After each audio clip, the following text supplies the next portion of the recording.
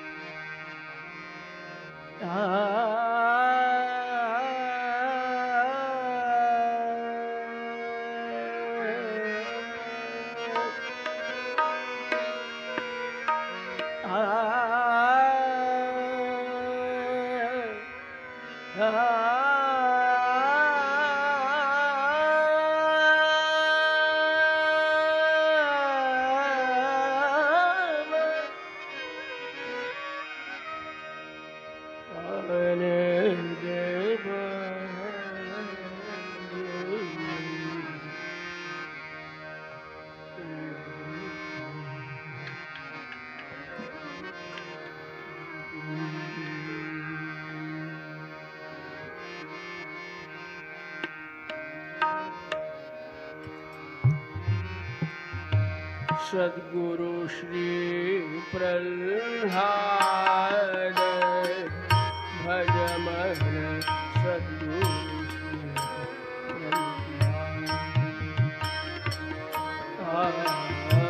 सद्गुरु प्रह्लाद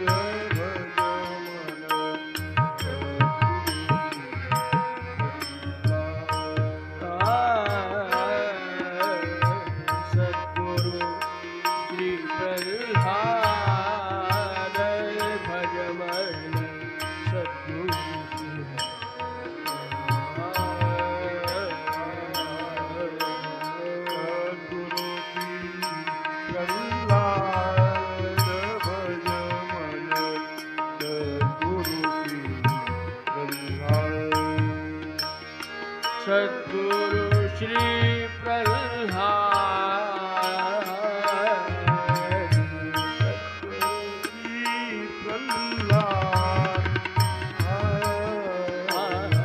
सद्गुरु श्री प्रह्लाद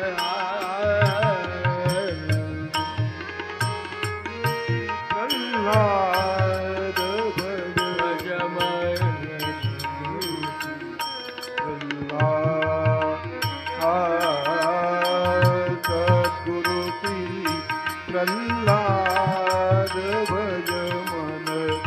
सद्गुरु श्री प्रह्लाद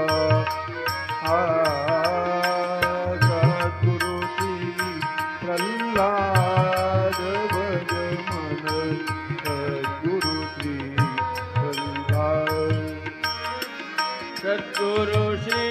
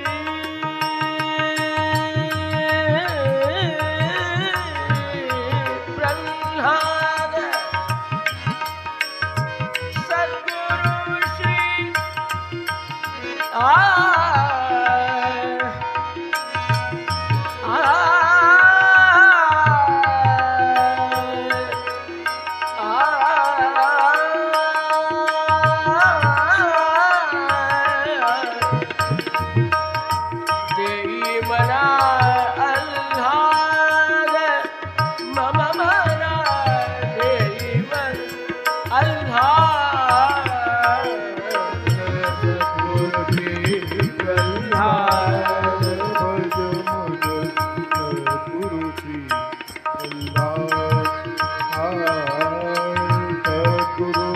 श्री प्रह्लाद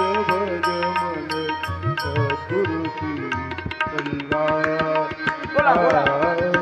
सद्गुरु श्री प्रह्लाद भज मन सद्गुरु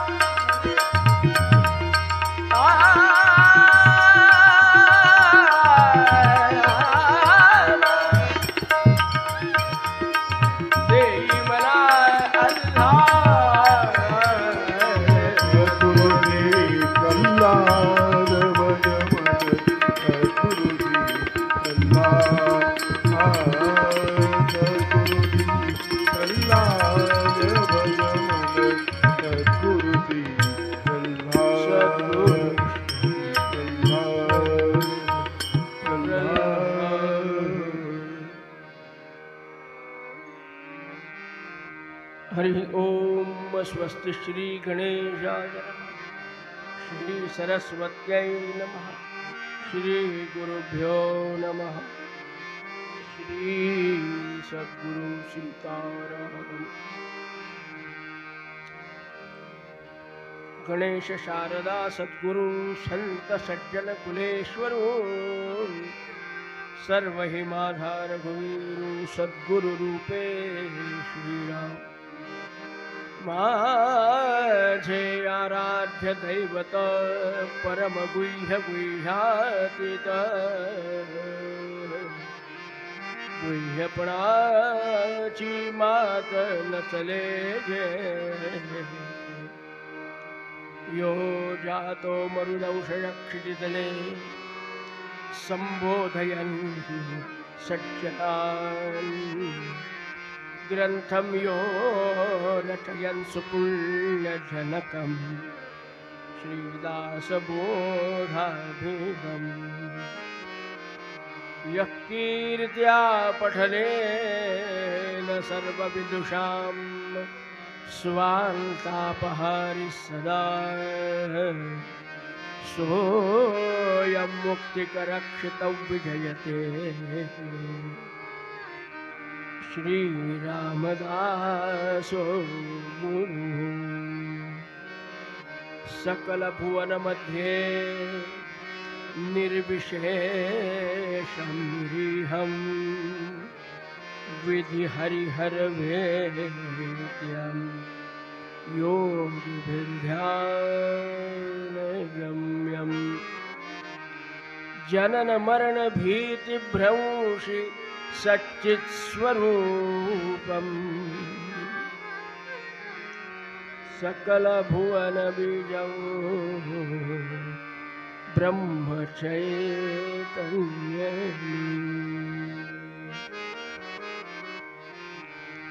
सद्गुरुं ज्ञानदं वन्दे रामभक्तिप्रियं सदा रामानन्दं पूर्णकामं पूर्णब्रह्मसनातनम्। श्रीप्रह्लादं ब्रह्मनिष्ठं गुरुभक्तिपरायणं शिष्योद्धारे सुनिष्णातं वन्देऽहं ब्रह्मसंविदे। गुरुर्ब्रह्मा गुरुर्विष्णु गुरुर्देवो महेश्वरः गुरु साक्षात् परब्रह्म तस्मै श्री गुरवे नमः। तस्मै श्री गुरवे नमः। तस्मै श्री गुरवे।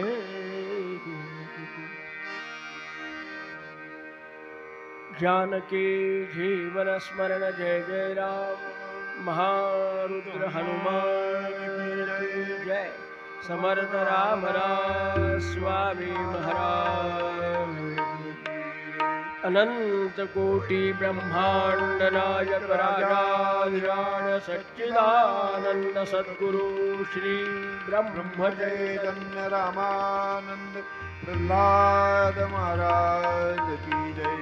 जय जय जय रघुवीर समर्थ अवधूत चिंतन श्री गुरुदेव श्रोता वक्ता च श्री सद्गुरु सीतारामचंद्र समर्थ।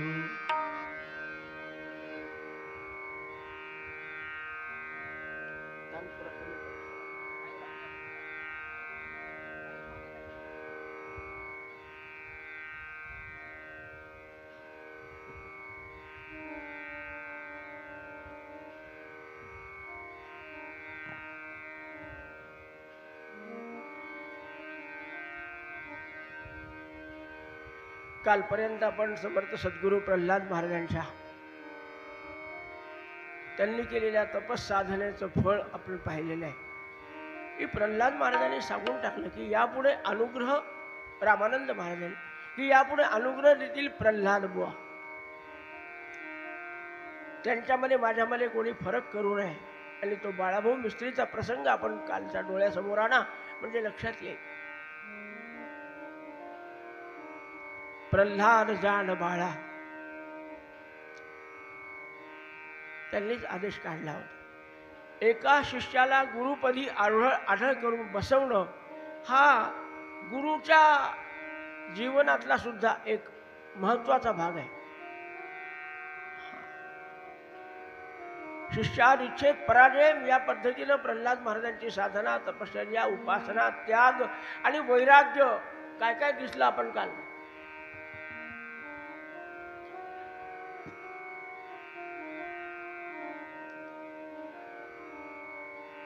महाराजांच्या जवळ फक्त त्याग आणि वैराग्य होतं एवढं नाही, त्यांचं दयाळुत्व सुद्धा फार फार वेगळं आहे।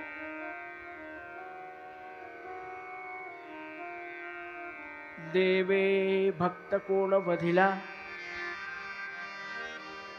कधी ऐकिला ना देखिला शरणागतासी देव जाहला भजनपण देव कृपेचा सागर देव करुणेचा जलधर देवासी भक्ताचा विसर पडणार नाही।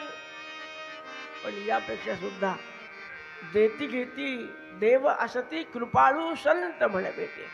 तुमच्या प्रल्हाद महाराजांचं दयाळुत्व देवापेक्षा सुद्धा किती थोर आहे, सगळ्या संतांमध्ये असतं हे। आणि आपले सद्गुरू प्रल्हाद महाराज त्यांचं ते त्या बाबतीतलं कसं आचार होता तेवढं आपल्याला आजच्या प्रकरणामध्ये प्रस्तुत प्रकरणात पाहायचं। आणि त्या नंदुभाऊ मोरींनी सुंदर वर्णन केलंय।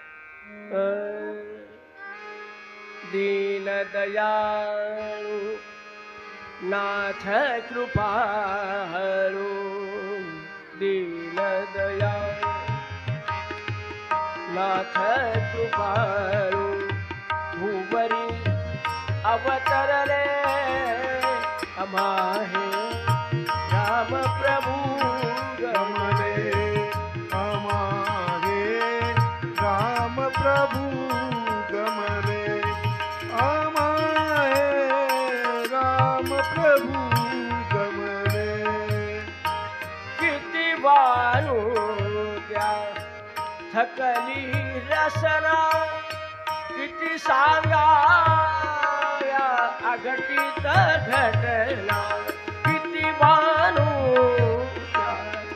थकली रसना किती सांगा या अघटित घटना शेष ही वरणू शकेल जासी शेष ही वरणू शकेल जासी मौन तया पडले राम प्रभु गमले अमाहे राम प्रभु गमले अमाहे राम प्रभु गमले।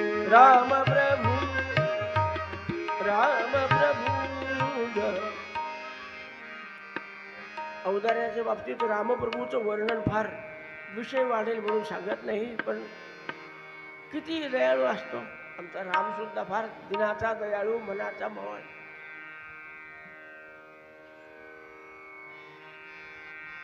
सुग्रीवाने प्रभू रामचंद्रांच्या साह्याने वालीला संपवलं, अर्थात रामाने संपवलं त्याला. त्याच्या अनंत अपराधाचं फळ रामाने त्याला दिलं. शब्द दिला की तुझ्या पोराला मी सांभाळेन. सुग्रीवाला सिंहासनावर बसवलं,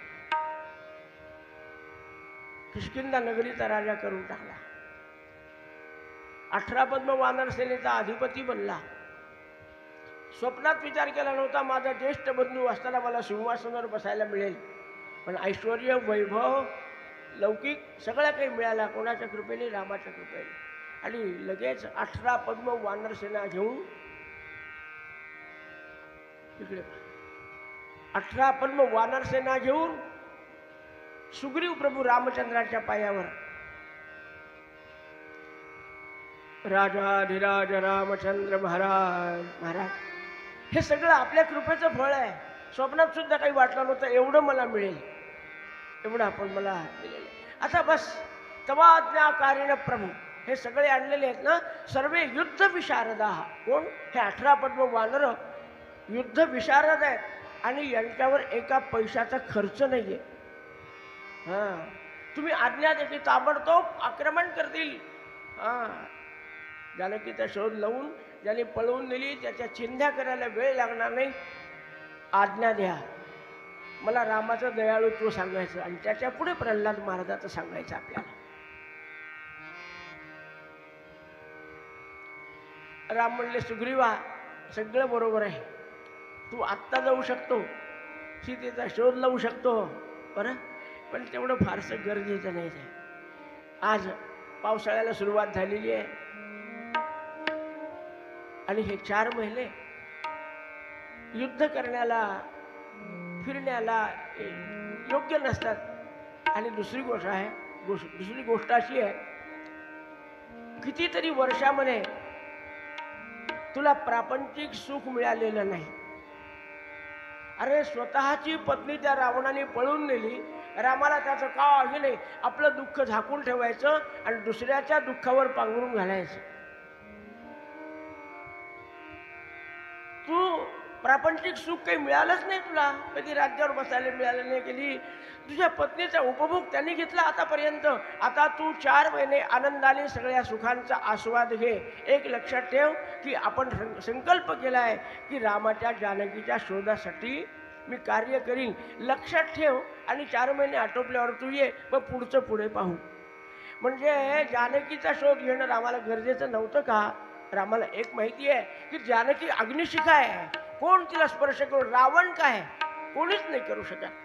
जानकीचं तेजच एवढं होतं, नुसतं डोळे रोखून पाहिलं तर रावण जळून जाईल, अशी त्याची अवस्था. हे रामाला माहिती होतं. अरे बाबा, तू 4 महिने जरा सुखाचा आस्वाद घे. काय औदार्य आहे हो हे! आपल्यासारख्या त्यांनी म्हणलं असतं, मिळालं ना राज्य, कोणी दिलं? कोणी दिलं? रामा आपण दिलं. मग जा ताबडतोब सीतेचा शोध लावा, रावणाला कापून टाका, मी इथंच बसणार आहे, जानकीला आणून द्या. उगत दिलं का राज्य तुला? पण राम म्हणाले की 4 महिने आनंदाने राहा.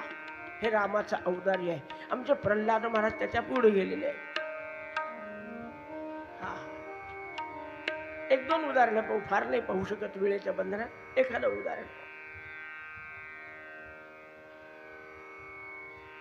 आमच्या प्रल्हाद महाराजाच्या बरोबर 6 अध्यायी म्हणून राहिलेले शिरपूरचे तुकाराम शास्त्री धर्माधिकारी महाराजांच्या बरोबर शिक्षण झाले. अतिशय सात्विक स्वभावाचे, आणि त्यामुळे महाराजांच्या नेहमीच्या संपर्कात त्यांचा पूर्ण परिवार प्रल्हाद महाराजांचा अनुग्रही. प्रत्येक उत्सवामध्ये साखर खेळण्याला यायचे. 1935 सालचा हा प्रसंग आहे. रामानंद महाराजांच्या पादुकेची स्थापना होऊन उत्सवाला चांगल्या पद्धतीनं, काय आपल्या महाराजांचं सांगावं, पादुका स्थापन केल्या की त्यानंतर मग महाराजांचं दूध, महाराजांच्या आरत्या, महाराजांचे अष्टक, महाराजांच्या सवया, काल वर्णन आपण ऐकलं, पुन्हा मागे जायचं नाही आपल्याला. समग्र आपल्या सद्गुरूंची उपासना, स्थापनी गुरुमूर्तीचे केले संस्थान, यथार्थ वर्णन बाबाजी बेरेकरांनी केलंय. आणि तो उत्सव यथासांग होण्यासाठी आपल्यापेक्षा वडील, आपल्यापेक्षा लहान, बरोबरीचे सगळ्यांना बोलवून घ्यायचे, आदरानं बोलवायचे.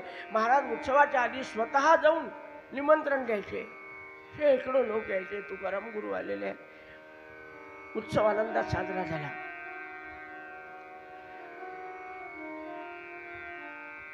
निघायची गडबड करू लागले तुकाराम गुरु. म्हणजे प्रल्हाद महाराज म्हणाले, बाबा, त्यांना बाबा म्हणायचे सर्व, रहा 4 दिवस, काय गडबड आहे आपल्याला. यांना संकोच व्हायचा की आपण आहे तोपर्यंत दुधाची चौकशी, खाण्याची चौकशी, स्नानाची चौकशी, गरम पाणी दिलं का, थंड पाणी, सगळी चौकशी महाराज जातीनं करायची. बोलवलं म्हणजे करावं लागतं सगळं करायचं. आमचे कृष्णा शास्त्री तसं चौकस बुद्धीचे असल्यामुळे सगळ्यांची रोज चौकशी करतात, प्रत्यक्ष भेटून. हा आदर्शच आहे प्रल्हाद महाराजांचा. त्यांना त्यांच्या पुढे आमच्या महाराजांनी केलं म्हणून हे करतात. नाही त्यांनी आपल्याला काय विचारलं असतं, आले खोलीत पडा, व्यासपीठावर जा आणि नंतर तुमचं काय करायचं ते करा. पण तसं नाही करायचं. प्रल्हाद महाराजांचा आदर्श आहे त्यांच्या डोळ्यात. महाराज ठेवून घेतलं 4 दिवस. का? महाराजांना भूतम आगामिकमच येतं. काय झालेलं तर कोणालाही कळतं. उद्या काय होणार हे प्रल्हाद महाराजांना समजत होतं. ऋषयः दिव्य दृष्टयः या न्यायाने तुकाराम महाराजांना बाबांना 4 दिवस ठेवून घेतलं. आणि 4 दिवसानंतर तुकाराम बाबांना ताप आला. खूप उपचार झाले, पण काही केल्या ताप उतरेना. हा म्हणतात 4 दिवस, 8 दिवस, 15 दिवस, 21 दिवस मुदतीचा ज्वर त्यांना झाला.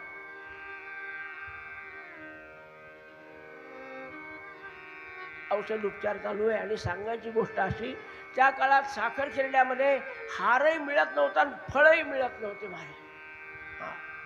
ते थोडेफार मळ्यामध्ये निघालेले येत असतील, पण काही आणायचं असलं चिखलीला जावं लागायचं. या तुकाराम गुरूंच्या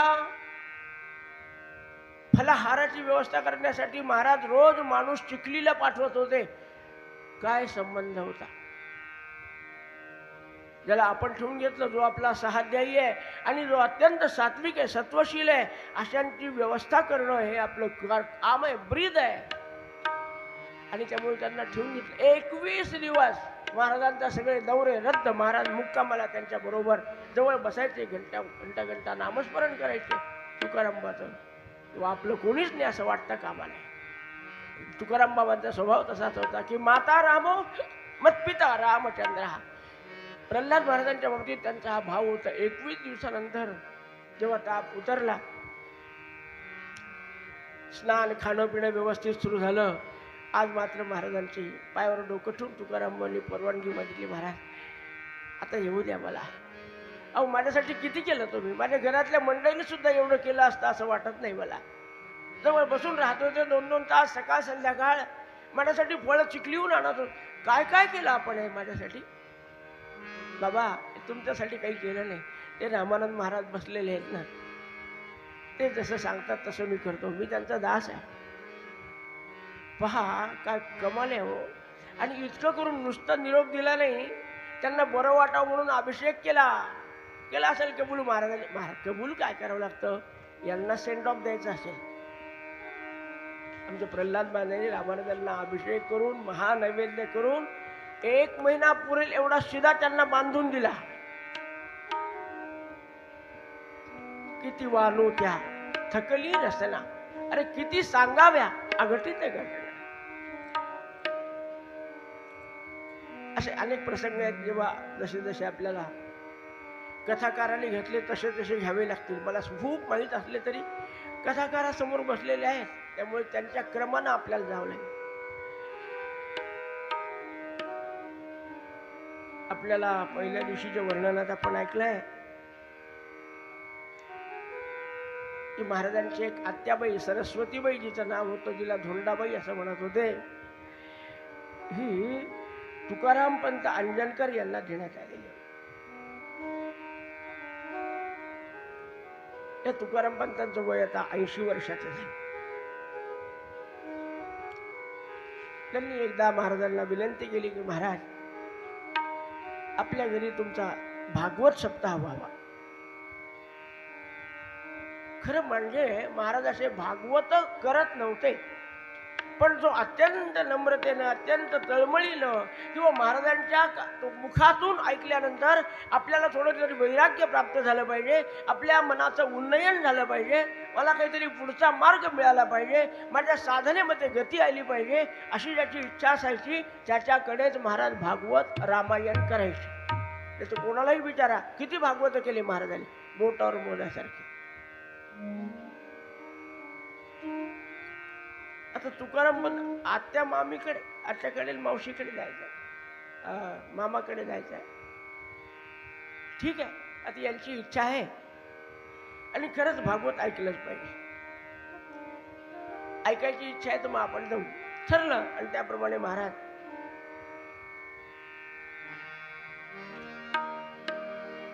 त्यांच्या गावाला आलेले आहेत आणि भागवताचा सप्ताह प्रारंभ झाला. अरे काय शास्त्रशुद्ध होतं सगळं.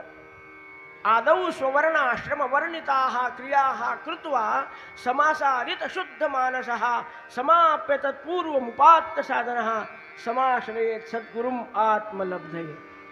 कसा आचार असावा हे जसं शास्त्रात सांगितलं, आमच्या रामगीतेमध्ये सांगितलंय ते सांगितलं.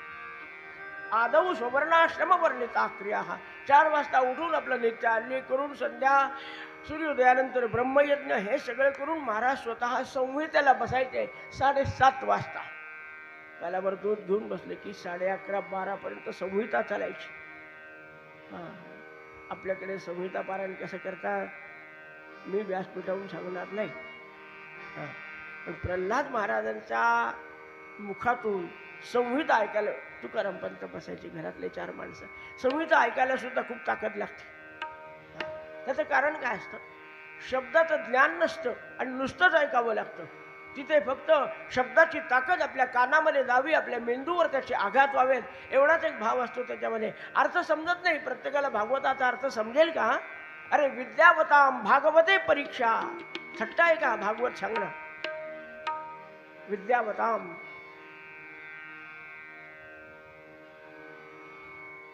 संहिता पारायण करायचे 12 वाजता. पुन्हा दूध घ्यायचं आणि दुधानंतर दुपारी 1 वाजता 1:30 वाजता कथेला प्रारंभ व्हायचा. 5 वाजेपर्यंत कथा चालायची. अरे तळमळीने कथा का? या समोरच्या जीवाचा उद्धार झाला पाहिजे. आणि खरंच परीक्षितीने किती भागवत ऐकले? एकच भागवत ऐकलं आणि मनामध्ये पूर्ण भाव. कृष्ण माझी माता, कृष्ण माझा,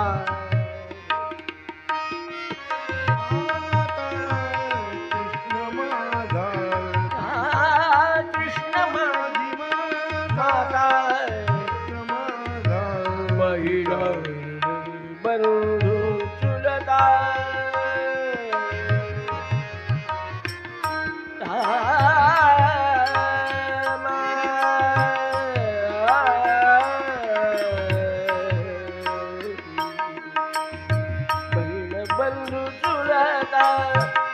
कृष्ण माझा, कृष्ण माझी माता, कृष्ण माझा पिता, कृष्ण माझी माता, कृष्ण माझा पिता, कृष्ण माझी माता, कृष्ण माझा पिता.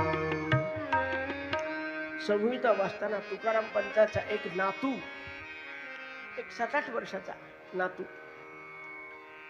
येऊन बसायचा. महाराज म्हातारे माणसं बसलेले, हा बसायचा. त्या 7-8 वर्षाच्या मुलाला काय समजत असेल, पण तो 2-3 दिवस झाले महाराज सकाळी महाराज संहितेला बसले की मांडी घालून बसायचा आणि रोज 2 दिवस 3 दिवस झाले सतत महाराजाकडे टकलवून बघायचं. महाराजांच्या लक्षात आलं काहीतरी पूर्वजन्मीचं याचं सुकृत आहे. मोठ्या मोठ्या माणसाला सांगावं लागतं संहिता ऐकायला बसा बरं. हो आत्ता येतं म्हणजे लेकरू 8 वर्षाचं मांडी घालून बसायचं आणि महाराजाला इकडून पाहायचं, इकडून पाहायचं, इकडून पाहायचं. आनंद वाटला. वास असंच पाहिजे. ध्रुव प्रल्हाद सुदामाने ओढी. ही भक्तीची चादर या लहान वयामध्येच पांघरली पाहिजे. आपण याच्यावर कृपा केली पाहिजे असं मला त्या महाराजांच्या मनात आलं. आणि एक दिवशी त्याला बोलावलं, बसवलं आणि काय मस्तकाहून खाली हात फिरवला का कमरेपासून वर हात फिरवला. लिहिणाऱ्याने लिहिलं नाही आणि मलाही माहिती नाही, पण जे पोरग बसलं मांडी घालून डोळे लावून, 11:30 वाजले, 12 वाजले, महाराजांची संहिता संपली, नैवेद्य दाखवून आरती केली, नमस्कार केला, बाळ तसाच बसलेला आहे. आजीबाई म्हणाल्या, आपलं बाळ तसाच बसला आहे 3:30. अरे असं का? बरोबर. श्रीराम जय राम. महाराज कुंडलिनी जागृत केली असेल त्या बाळाची, कुंडलिनी. नाही तर आपली समाधी लागते. कथा सुरुवात झाली की जे डोळे लागतात सांगावं लागतं. आरती झाली, आपल्या समाधीची गोष्ट वेगळी. आणि ते छोटंसं बाळ 3 तास मांडी घालून बसलं, हल्लं नाही, डोललं नाही. महाराजांनी जेव्हा त्याची समाधी उतरवली, मला काय सांगायचं की एका निष्पाप अंतःकरण असेल, सात्विकता अंतःकरणात असेल तर महाराज कृपा करायला वेळ लावत नाही. 3.5 तासाची समाधी लावली त्याची. अहो 10 मिनिटं जप होत नाही हो आपल्याकडून. 13 माळी जप करावा, मध्येच कोणाचा तरी आठवण येते, याला फोन करायचा राहिला, त्याला फोन करायचा राहिला, याला तशी बोलायचं राहिलं, काहीतरी लक्षात येत नाही. पण 13 माळी जप माझा तरी धड होत नाही. हे पोरग 3.5 तास डोळे लावून बसले. झाला भागवत सप्ताह झाला. तुकाराम पंताला खूप आनंद झाला. वा महाराज, काय भाग्य आहे माझं. प्रत्यक्ष शुकाचार्यांच्या सारखे आपण, आणि आपली कृपा माझ्यावर झाली. सांगता व्यवस्थित झाली. काय महाराजांची पूजा करायची ते गेली. आणि दुसऱ्या दिवशी जेव्हा महाराज निघायची गडबड करतात, तेव्हा महाराज तुकाराम पंत महाराजांच्या पायावर डोकं ठेवून नमस्कार करतात. महाराज एक कृपा करा,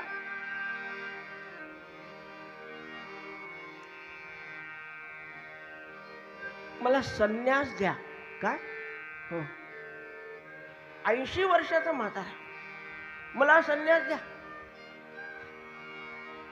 महाराज म्हणले, काय बोलता आपण बाबा? हे एक तर संन्यास द्यायला संन्यासी लागतो. मी काही संन्यासी नाही, मी गृहस्थाश्रमी आहे, मी काही साधू संत महात्मा नाही. तुकाराम पंत ताट बसून म्हणले, महाराज तुम्ही काय आहे मला चांगलं माहिती आहे.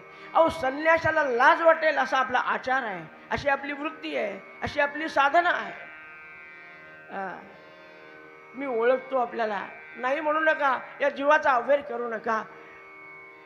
थोड्या वेळ राहिलेला आहे, तितकं घडू द्या. चतुर्थाश्रमात गेलो आणि आपली कृपा झाली. म्हणजे मोक्षगुरू आपण, दीक्षागुरू आपण, असं एवढं पाठीराखा असताना इतराची लेखा कोण करी. कृपा करा महाराज.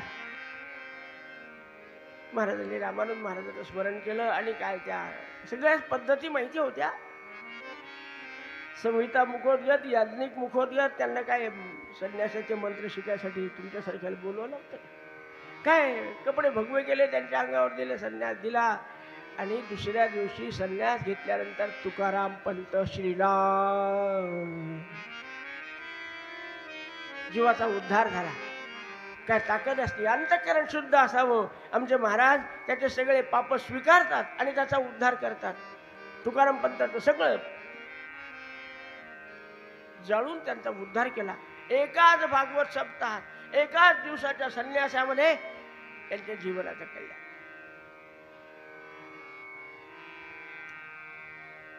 इतका अधिकार होता, पण खूप प्रसंग महाराजावर आले. रामानंद महाराज अधूनमधून परीक्षा पाहतातच, आणि ते महाराजांना माहिती आहे सगळी त्यांची लीला आहे.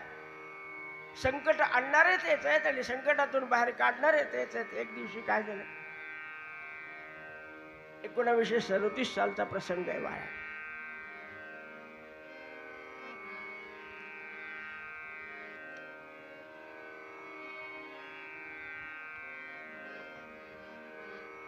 एक महाराजांची मावस बहीण लाखनवाडा नावाच्या गावात राहत होती.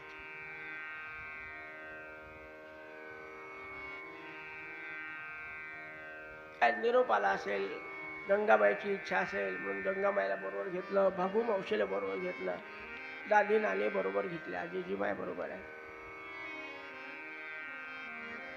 आज जिजीमायचा प्रसंग नाही, पण याच प्रसंगामध्ये जिजीमायला आरतीमध्ये जे घातलंय ना, श्री प्रल्हादे तुला सोडिले जब गाडी खाली, तशीच गेली चालत पायी तू देऊळ गावी. पठाण हरले मागे फिरले गुरुने रक्षिले, जय जय आरती करीतो तुझी आदिशक्ती माये, जय जय आरती करीतो तुझी आदिशक्ती माये. विषयांतर होईल म्हणून महाराजांनी खाली का सोडलं, काय झालं ते काही सांगणार नाही मी आपल्याला. वेळ मिळाला तर पाहू आपण. पण आता तो प्रस्तुत प्रसंग नाहीये, लाखनवाड्याला जायचंय.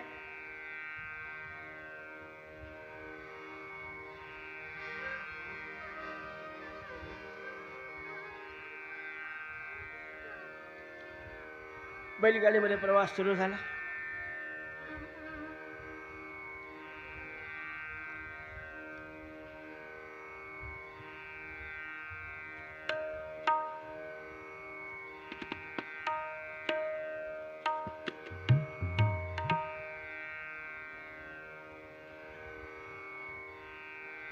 महाराज आले लाखनवाड्यामध्ये. 2 दिवस मुक्काम केला. तिसऱ्या दिवशी महाराजांनी लिहिण्याची परवानगी मागितली.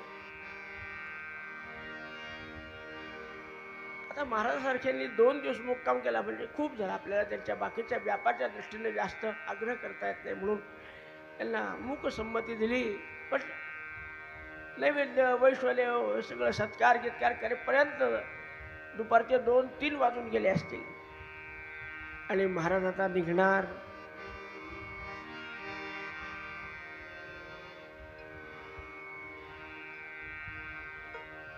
महाराज देऊळगाव साखरशाला आलेले होते. देसाई देशपांडेच्या घरी थांबले होते आणि तिथून पुढे निघायचं आहे.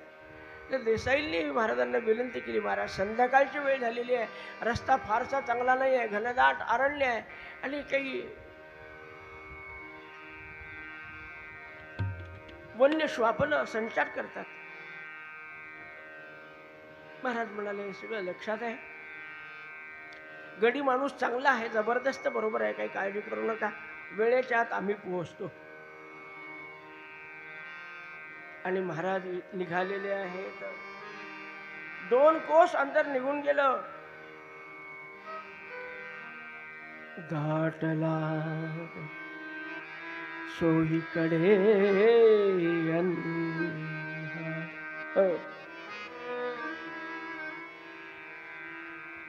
सगळीकडे घनदाट असा अंधार पसरलेला आहे. रातकिड्यांचा आवाज येऊ लागला. अधूनमधून वन्य श्वापनांचा आवाज येऊ लागला. अशा अवस्थेमध्ये बैलगाडी चालता चालता चालता गाडीचा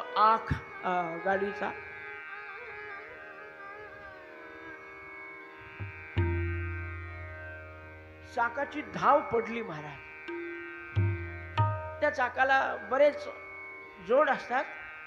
ती धाव पडल्याबरोबर पूर्ण चाकच उखळून खाली पडलं. बैलगाडी ज्यांना माहिती आहे ना त्यांना लक्षात आहे, सगळे खालचे त्याचे पाटे निघून गेले खाली.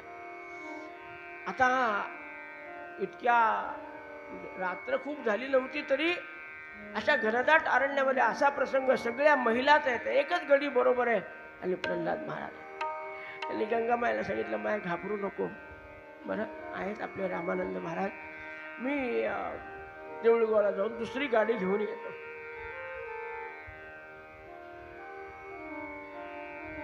कंदील घेतला. ती सवयच होती पहिल्यांदा बैलगाडीचा प्रवास म्हणजे कंदील असायचा. कंदील घेतला आणि महाराज एकटेच निघालेले आहेत. गड्याला सांगितलं, लक्ष ठेव, मी येतो. महाराज कंदील हातात घेऊन निघालेले आहेत. इकडे काय घडलं सांगताना सांगून गेले होते की रामानंद महाराज पाठीशी आहे. थोड्याच वेळामध्ये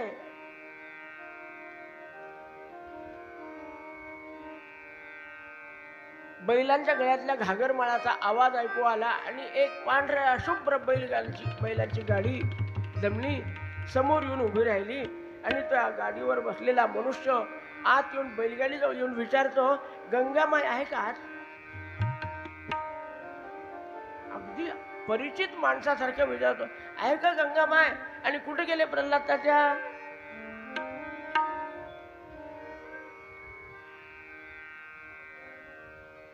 आता सगळ्यांनाच अकल्पित वाटलं ना, हा कोण माणूस आहे आणि अगदी नावाने ओळखतोय. गंगामाने विचारले, बाबा तू कोण आहे रे? मी सांगते प्रल्हाद त्याचं, तू कोण? म्हणाले, माय मला ओळखलं नाही का? तुमची गाडी मोडली म्हणून पाळतवरून ही मला रामजी पाटलांनी गाडी पाठवली. चला बसा गाडीमध्ये, मी तुम्हाला घेऊन जातो. प्रल्हाद महाराजांसाठी दुसरी गाडी पाठवलेली, ते येतील आता, तुम्ही चला. मी रामजी पाटलांचा विश्वासू गडी आहे, तेव्हा तुम्ही काही अवमान करू नका, अनुमान करू नका. बसा, ठेवा माझ्यावर भरोसा ठेवा. चला लवकर, रात्र व्हायला लागलेली आहे. हा गडी आहे, हा इथे सांभेल आणि प्रल्हाद महाराजाला दुसऱ्या गाडीमध्ये आणतील. गाडी राहू द्या, इथे काही फरक नाही पडत. मायबाईला थोडं बोलून चालून वेळ गमावला की प्रल्हाद यावा, परंतु जितकं जवळ नव्हतं. शेवटी हा गाडीवान मनुष्य सारखा गडबड करतोय. मायबाई गाडीमध्ये बसल्या, या चौघींना बरोबर घेतलं आणि बैलगाडीनं रामजी पाटलांच्या घरी आले. पाय टाकल्याबरोबर रामजींनी प्रश्न विचारला, इतक्या रात्री कशा आल्या? आणि माणूस कोणी बरोबर नाही, कोणी आणलं तुम्हाला? कोण आहे बरोबर? गंगामाईनं सगळं सांगितलं, असं असं झालं, बैलगाडी मोडली, त्याच्यात धाव पडली वगैरे वगैरे. आणि प्रल्हाद तात्या गेलेले आहेत आणायला. पण तुम्हीच पाठवलेली गाडी, तुमचाच गाडी होता म्हणे. ते काय पांढऱ्या शुभ्र बैलाची गाडी, आम्ही त्यात बसून आलो इथपर्यंत. रामजीला थोडं आश्चर्य वाटलं, मी आणि पांढऱ्या बैलाची गाडी? लहानपणापासून प्रल्हाद आपल्या इथं पांढऱ्या बैलाची गाडीच नाही. कुठे सोडली गाडी? हे काय इथं अंगणामध्ये. येऊन पाहतात तर बैल नाही, गाडी नाही, गडी नाही, गाडीवान नाही, कोण नाही. मग मात्र सगळे तर घाबरले. पण ही सगळी रामानंद महाराज, प्रल्हाद महाराज म्हणले होते की रामानंदाची लीला आहे, आपल्या पाठीशी आहेत. पण आता प्रल्हाद तात्याचं काय झालं, त्यांना काय समजलं पाहिजे ना.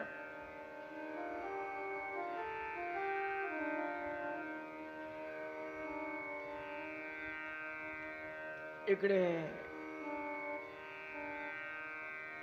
रामजी पाटलांनी दुसरी गाडी पाठवली.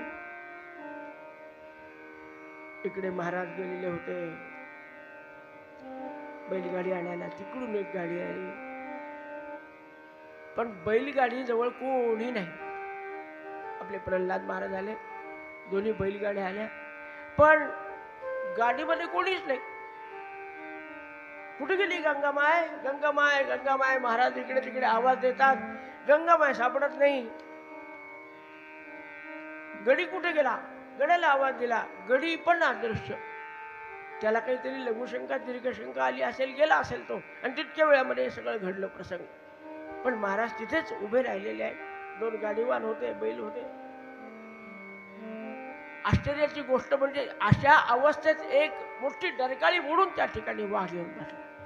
महाराजाकडे असा ताठ डोळ्यांनी पाहू लागला.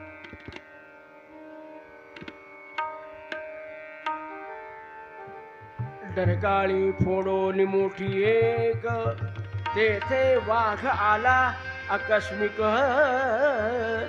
आणि न्याहाळू लागला प्रत्येक व्यक्तीस आळी पाळीने. सर्वांच्या काळजाचे पाणी पाणी झाले त्या वाघास बघुनी. केवळ राम राम मुखातून येत होते सर्वांच्या. महाराजांना सगळं माहिती आहे, हा वाघ नाही आहे. रामानंद महाराजांच्या जीवनात असा प्रसंग येऊन गेलेला होता. मी प्रसंगात प्रसंग सांगत नाही आपल्याला, तोच प्रसंग आज प्रल्हाद महाराजांच्या जीवनात आला. सर्वांकडे आळूपाळीनं तो वाघ पाहतो आणि महाराजाकडे पण पाहायला लागला. तेव्हा महाराजांनी फक्त रामानंद महाराजाला हात जोडले, महाराज आता नका परीक्षा पाहू, नको देवराया अंत हाता पाहू, नको देवराया अंत आता पाहू, प्राण हा सर्वथा जाऊ.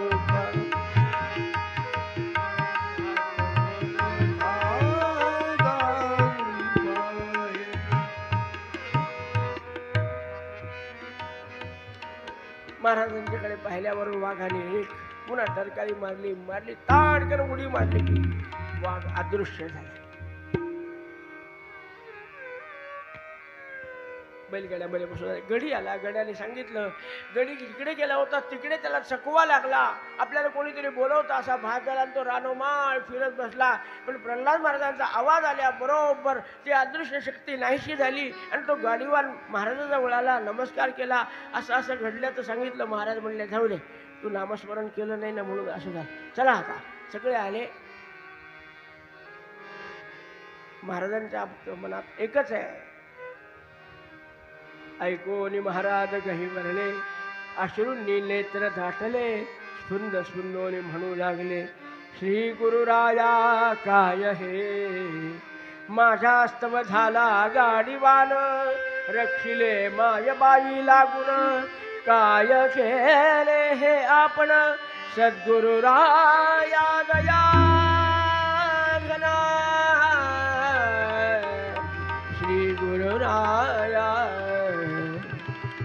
म्हणून तर पडद्यामध्ये असं आहे, किती सांगू त्या थकली रसना, किती वानाव्या अघटित घटना. किती किती अघटित आहे हो.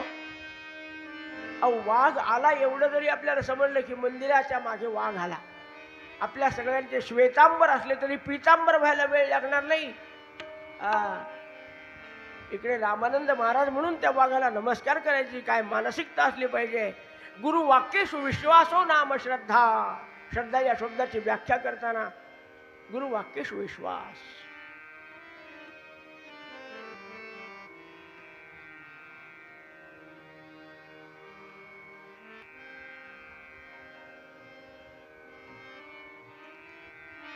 काही काही नियम महाराज मोठ्या कटाक्षाने पाळायचे. गोंदवल्याचा उत्सव, जालन्याच्या रामनवमीचा उत्सव आणि सखाराम महाराजांचा उत्सव. संत श्रेष्ठ सखाराम महाराज आपल्याला माहिती आहे, लोणीचे. 1940 सालची ही घटना आहे. रामानंद महाराजापासून लोणीला जाणं नव्हतं आणि प्रल्हाद महाराजांवर अपार श्रद्धा. तिथले जे महंत होते त्यांचं नावही प्रल्हाद महाराज योगायोगानं. आतापर्यंत जे नाना महाराज होते त्यांचे वडील, त्यांचं नाव प्रल्हाद महाराज. त्यांना महापुरुष म्हणत होते. काय म्हणत होते पुन्हा वेळ जाईल म्हणून सांगितले आपल्याला. खूप प्रेम. महाराजांच्या हाताने त्या अन्नकूटाचा जो काही पदार्थ प्रसाद केलेला असायचा त्याची पूजा आणि महाराजांनी तीर्थ शिंपडल्याशिवाय प्रसादाचं अन्न बाहेर जात नव्हतं. हा मान होता प्रल्हाद महाराजांचा. किंवा प्रल्हाद महाराजांनी एकदा हे केलं की आपला. आणि महाराज आदल्या दिवशी सखाराम महाराजांचं श्राद्ध असायचं. त्या श्राद्धाला स्वतः उपस्थित असायचे आणि प्रल्हाद महाराज त्यांच्यासाठी प्रसादाची वाट पाहण्यासाठी थांबत असत.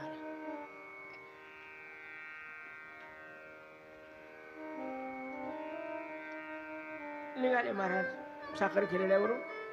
त्या काळात श्रीकृष्ण पंत अंजनकर काही मंडळी अशी होती हक्काची, केव्हाही निरोप द्या, अर्ध्या रात्री आलेच पाहिजे, विश्वास असायचा. आणि भाग्य वाटायचं हो महाराजांची थोडी जरी सेवा करायला मिळाली ती. खूप काळपर्यंत आमच्या श्रीकृष्ण पंतांनी महाराजांच्या बरोबर भिक्षेला राहायचे आणि मेहकरमध्येच राहत होते. पुरुषोत्तम भाऊच्या सहवासात होत होते. दोघांची कृपा आमच्या श्रीकृष्ण पंत अंजनकरावर. उत्सवाची सगळी कोठी घरातली सेवा, स्वयंपाकघरातली सेवा आमचे श्रीकृष्ण पंत अंजनकर. आजही त्यांचे चिरंजीव इथे आलेले आहेत, आपल्यात बसलेत कुठेतरी. परंपरेने हे सगळं चालत आलेलं आहे. तर ते गाडी हाकायला होते श्रीकृष्ण पंत अंजनकर. श्राद्धाचं अन्न किती वाजेपर्यंत खावं शास्त्री?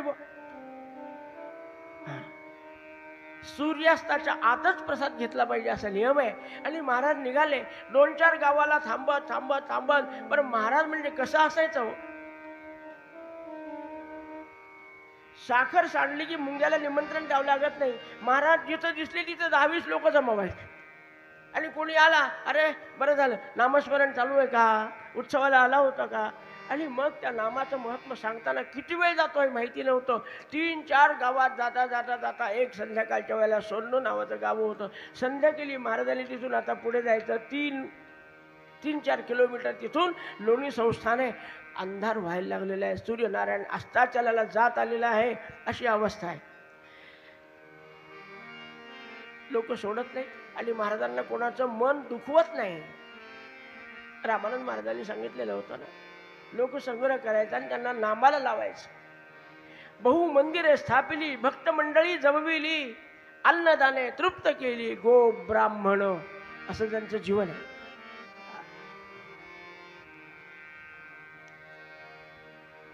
आता फारच वेळ झालेला आहे असं महाराजांच्या लक्षात आलं.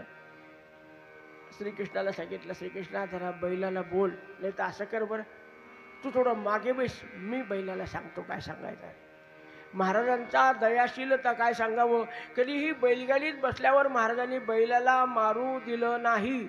जेव्हा गाडी चढावर चालायची ना, प्रल्हाद महाराज स्वतः खाली उतरायचे. बैलाला त्रास होतो. त्या पुराणी म्हणायचे, पुराण का पुराणी काय हो, आरी, हा आरी, त्याला पुराण म्हणायचे. तर महाराज पाहायचे त्या काठीला खिळा लावलेला आहे का, खिळा टोचत होते असे बैलाला त्या काळात लोक. महाराजांनी तो ठेचून टाकायचा. अरे आपण अशी चिमुटा घेतला, त्याने जीव व्याकुळ झाला, आपणावरून दुसऱ्याला समजले पाहिजे म्हणून महाराजांनी फक्त कासरा हातात घेतला आणि बैलाला जणू काही सांगितलं की बैलांनो हे बघा, आपल्याला सखाराम महाराजांच्या उत्सवाला जायचं. प्रल्हाद महाराज थांबलेले आहेत, तुमच्यावर मी सोडून देतो, किती वेळात न्यायचं ते न्या. आणि काय सांगावं आपल्याला, काही मिनिटांमध्ये सखाराम महाराजांच्या प्रवेशद्वारापर्यंत प्रल्हाद महाराजांची आपल्या साखर गिरण्याची गाडी आली. स्वागत झालं, सत्कार झाला. पण तिथले जे बाकीचे शास्त्री पंडित वगैरे प्रल्हाद महाराजांच्या बरोबर जेवणारे लोक असायचे, पटाईत लोक होते फार. आणि असतातच, संताबरोबर पटाईत लोक असतात या बाबतीतले. तर तेव्हा तसे होते. पण त्यांचा जीव व्याकुळ व्हायला लागला. 2 वाजून गेले, 3 वाजून गेले, 4 वाजून गेले, 5 वाजून गेले, 6 वाजले, अजून प्रल्हाद महाराज आले नाही. यांना काही भान आहे का नाही. महाराज सूर्यास्त व्हायला लागला, महाराज सूर्यास्त व्हायला लागला. शेवटी प्रल्हाद महाराज लोणीचे म्हणाले, हे बघा मला माहिती आहे सूर्यास्त व्हायला लागला, पण तुम्हाला कल्पना आहे की प्रल्हाद महाराज आले म्हणजेच मी प्रसाद घेणार. पण मी आपल्याला विनंती करतो, आपल्याला वाटलं तर आपण बसवून घ्या. वाढायला सांगू का, बसता का. नाही महाराज तुमच्याशिवाय कसं. नाही बसून घ्या ना. नाही होऊ द्या. करता किती वेळ झाली मी सांगत नाही तुम्हाला. लिहिणाऱ्याने लिहिली, ते असतील तिथे, तर काही माहिती नाही मला, पण खूप वेळ झाला आता.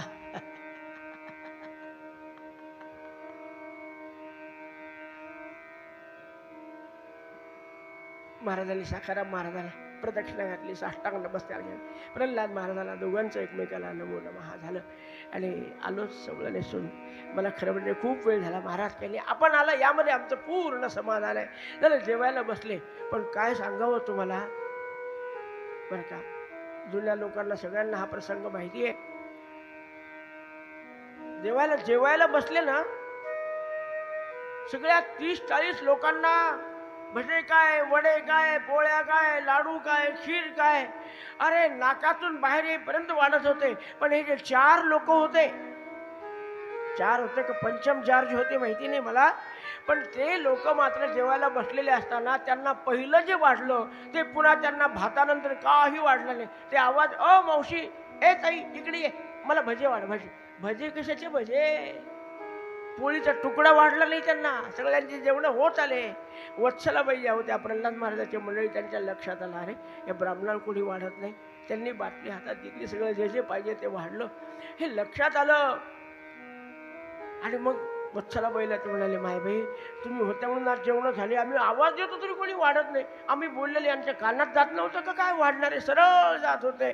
म्हणले असं नाहीये, तुम्ही प्रल्हाद महाराजांच्या विषयी मनातल्या मनात काय बोलले खेर्डेकराविषयी, हा, त्यामुळे सखाराम महाराजांनी तुम्हाला शिक्षा दिली.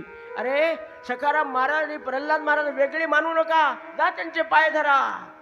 सेवावे सेवावे सेवावे सेवावे सेवावे सेवावे सेवावे सद्गुरूंचे प्रेम भावे, सद्गुरूंचे प्रेम भावे, सेवावे सेवावे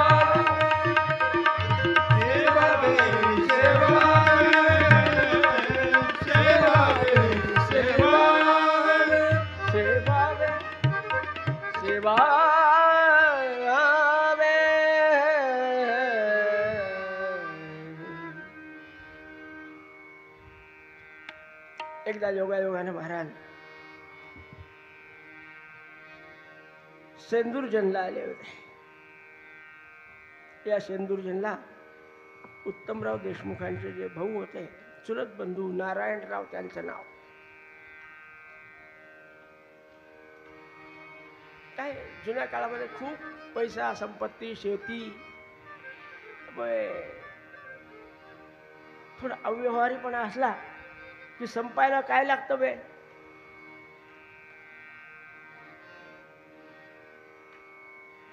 आणि त्यातल्या त्यात दैव योगे झाले व्यसनी, त्याने संपत्तीची हानी झाली असे तयांच्या.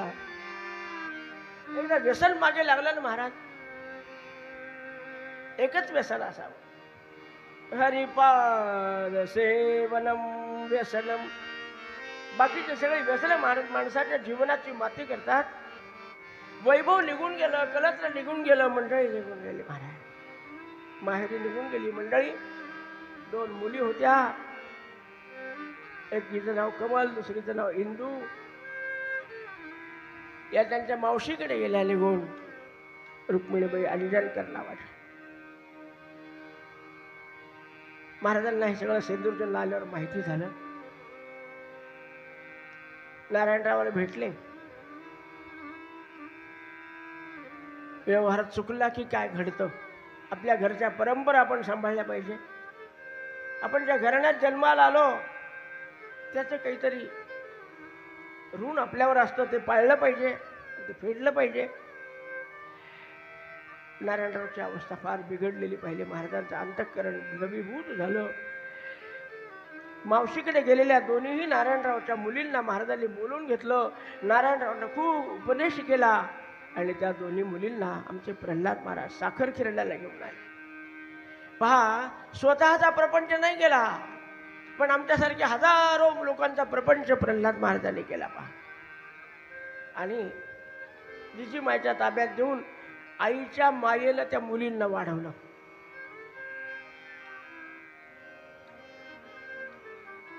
नुसतं वाढवलं नाही, त्यांचं शिक्षण करून त्यांचे लग्न लावून दिले प्रल्हाद महाराजांनी स्वतः.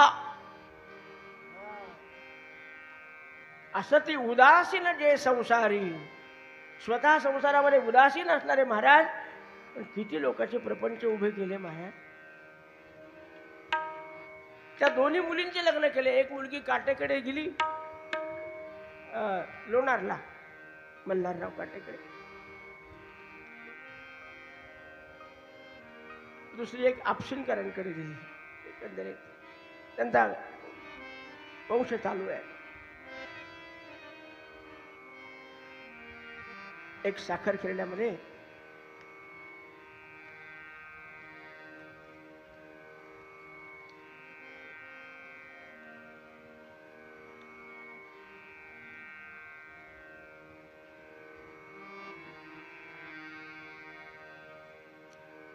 नारायण सिंह नावाचा जमादार होता पोलीस खात्यामध्ये.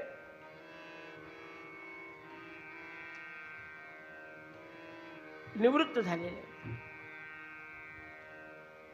पण खात्याचा परिणाम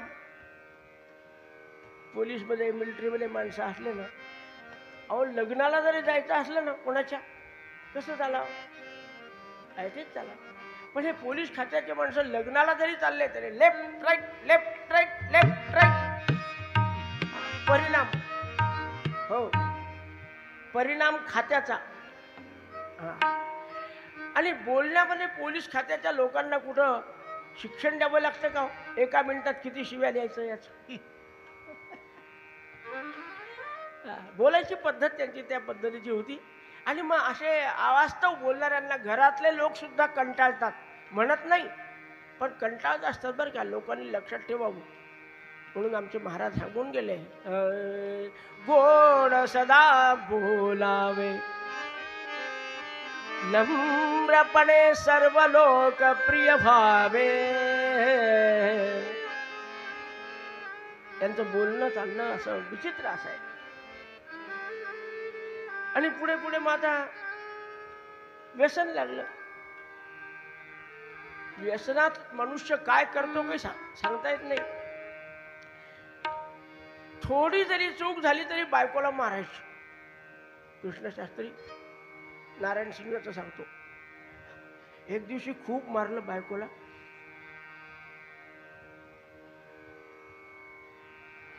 तिला वाटलं पुन्हा याची उतरली, पुन्हा याने मारलं तर काय करावं.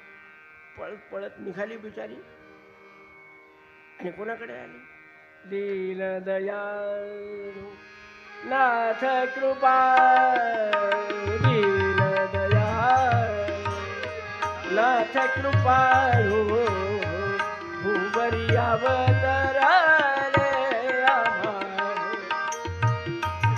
प्रभू गमने.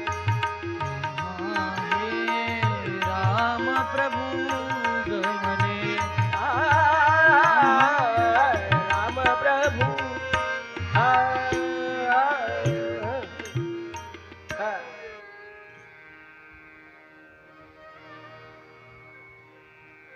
महाराजांकडे आपली बायको गेलेली आहे आणि महाराजांनी घरामध्ये जीजी मला सांगितलं हिला सांभाळ. मायपोट होतं महाराजांचं गाव. खेरड्यातल्या प्रत्येक जीवाला वाटायचं की प्रल्हाद महाराज आमचे मायबाप आहे.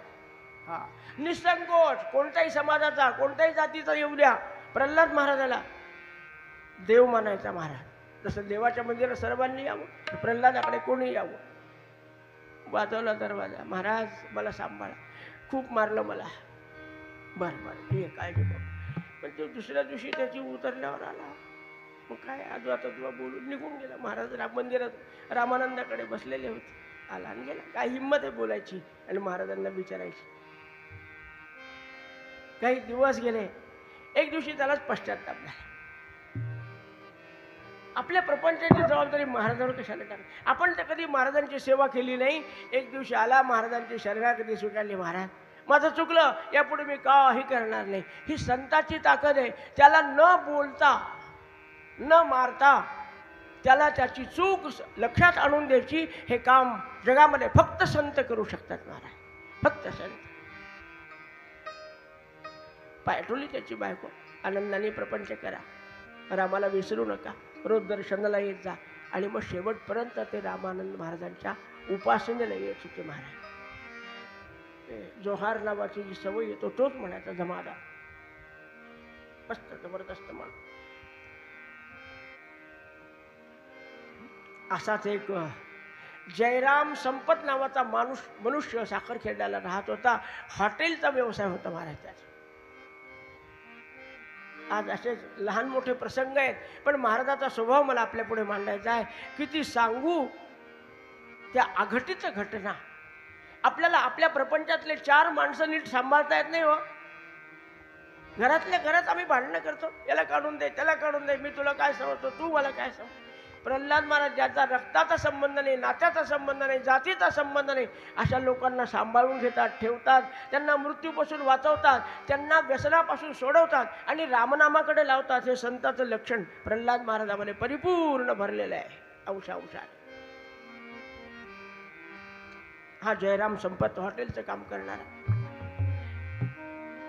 दुर्दैव पहिली बायको मरून गेली.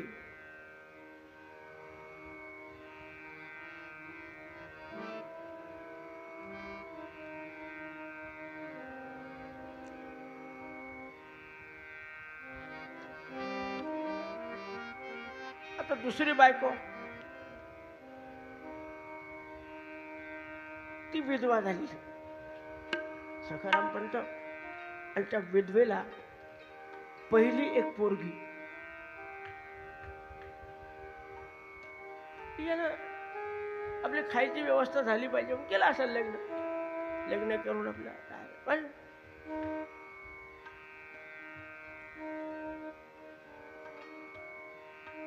व्यसन होतच, संतापी होता. अति कामत्या रामदृष्टी असेना, अति विषयी सर्वदा दैन्यवाना. अति विषयी माणसाचं काही खरं नसतं महाराज. आणि ही दुसरी बायको सुद्धा आजारी पडली. त्याच्या जीवनात पत्नी सुखच नसावं. कोण राहू बिघडला होता का केतू बिघडला होता माहिती नाही आपल्या, का बुधाने कुंडली खाल्ली होती त्याची. पण दुसरी बायको मरणासन्न अवस्थेला होती आणि तिची पोरगी तरुण होती. आपल्या मुलीला तिनं सांगितलं, हे बघ हा माझा नवरा असेल, पण तुला सांगून ठेवते हा हैवान आहे, हैवान. बायका नवऱ्याला काय काय म्हणतात माघारी. आमच्या कविवर यांना विचारा, त्यांना खूप अनुभव आहे त्या गोष्टी. हा हैवान आहे,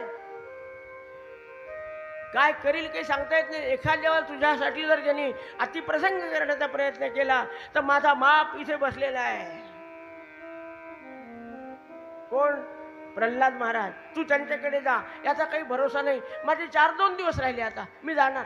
आणि योगायोगानं ही बाई मरून गेली. हो, गेली. महिना, 2 महिने, 4 महिने, 6 महिने गेले असतील. आता त्या बाईच्या म्हणण्याप्रमाणे घरात दोघच ना. असं आहे, सुभाषित आहे, काही शास्त्र नाही आहे, सुभाषित आहे. अग्निकुंड समानारी घृत कुंभ समो नरः तस्मात् घृतश्च अग्निश्च नैकत्र स्थापयेत् बुधा.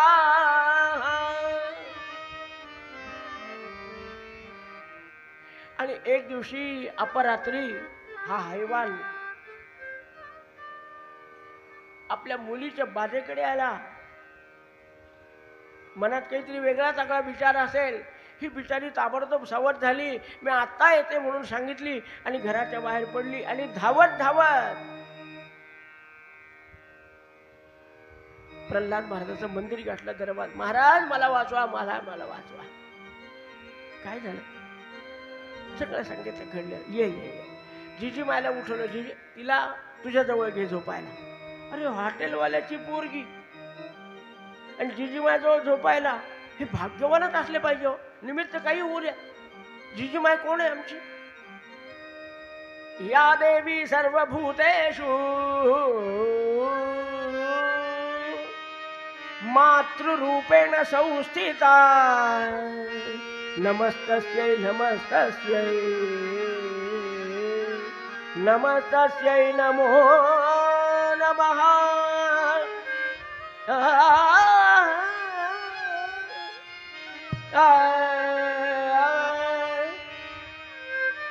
त्रैलोक्याची माता असणारी आमची जिजीमाय, जानकी म्हणा, रुक्मिणी म्हणा, लक्ष्मी म्हणा, काय जे असेल ते त्याने त्या पोरीला जवळ घेतलं. महाराज, दुसऱ्या दिवशी कामातुराणाम न भयम न लज्जा या अवस्थेत तो महाराजांच्या मंदिराजवळ आला आणि आतवा बोलायला लागला. आमचे डॉक्टर नरहरी काका देशपांडे बाजूच्याच वाड्यात. महाराज म्हणजे जीव की प्राण. ते समोर आले. ए जयराम, कोणाशी बोलतो? या वेशीच्या आत यायची हिंमत कशी झाली तुझी? पुन्हा तोंड दाखवलं तर तंगड तोडून टाकली. जो जयराम संपत गेला, पुन्हा तोंड दाखवलं नाही. महाराजांनी या मुलीचा सांभाळ केला आणि तिचं लग्न लावून दिलं. हो, हॉटेलवाल्याच्या पोरीचं लग्न महाराजांनी लावून दिलं. कैलास शेठ, आमचं लावून दिलं, याच्यात काय विशेष आहे? तुम्ही जरा शांत राहा, वाईट वाटून घेऊ नका. रामदासचं लग्न महाराजांनी लावलं म्हणून. हॉटेलवाल्याचं लावलं, रामदासची काय विषात.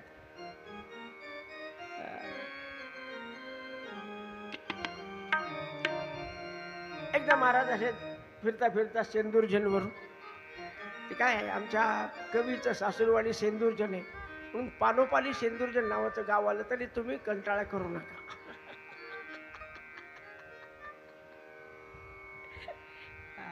बरोबरीची असल्यामुळे क्षमा मागतो, त्याची गंमत केली थोडी.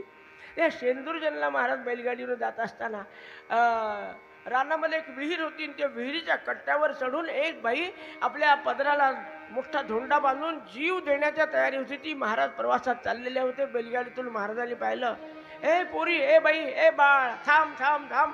थांबवलं तिला. आता महाराजांचा तो असे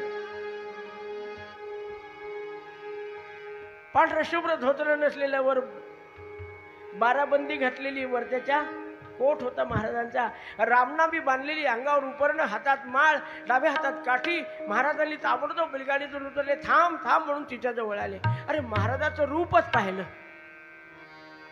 आणि बिचारी जिथल्या तिथं थबकली. तिथं तिला पश्चाताप झाला.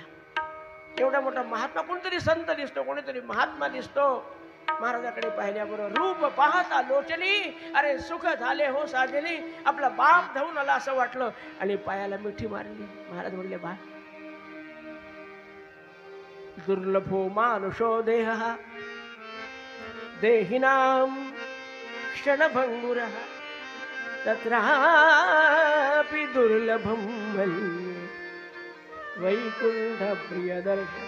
अगं हा अमौलिक माणसाचा देह आहे आणि तू विहिरीत जीव देते. कुठली राहणारी आहे? कोण आहे तुझे मायबाप? शेतात काम करणाऱ्या लोकांना बोलवलं. ही कोणाची मुलगी? याच्या घरची द्या. बोलावलं, त्यांना समजावून सांगितलं. परत पहा, हे बघा, लेकराला आवश्यकतेपेक्षा जास्त धाक आणि मारण्याचा प्रयत्न करू नका.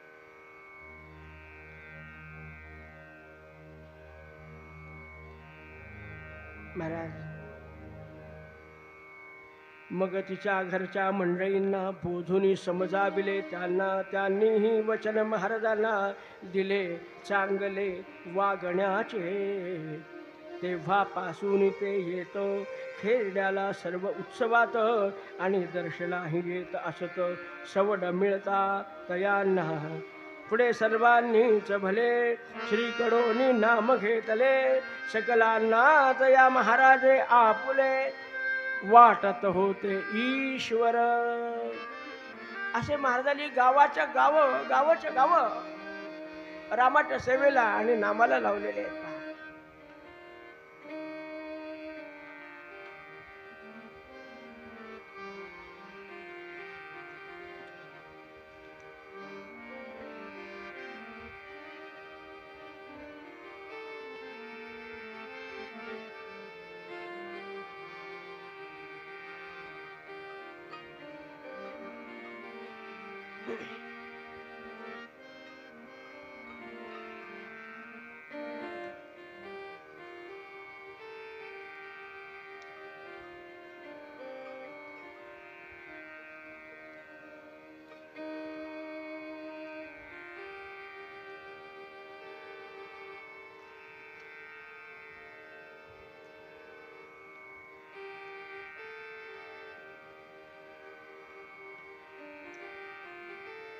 रामानंद महाराजांचे एक भक्त होते, रामजी माळी नावाचे. अतिशय सद्वर्तने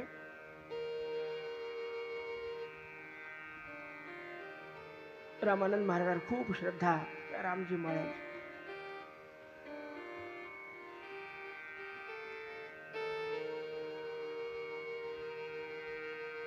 आणि त्याचा स्वभाव, त्याची धार्मिकता, महाराजावरची श्रद्धा आणि सेवाभाव पाहून रामजी माळी याच्या घरी रामानंद महाराज गेले आणि त्यांना विचारलं, तुम्ही या रामजीला रामाच्या सेवेला देता का? त्याने महाराजाच्या पायावर डोकं ठेवलं. महाराज, हा तुमचाच आहे, त्याच्या नावातच राम आहे, तो तुमचाच आहे. तुम्ही पण आता मी एकटाच आहे, म्हातारा वय झालंय माझं. एकदा माझी जीवन यात्रा संपली की राम तुमच्याच घरी येईल, काही काळजी करू नका. आणि काही दिवसांनी रामजीचे वडील वारले आणि राम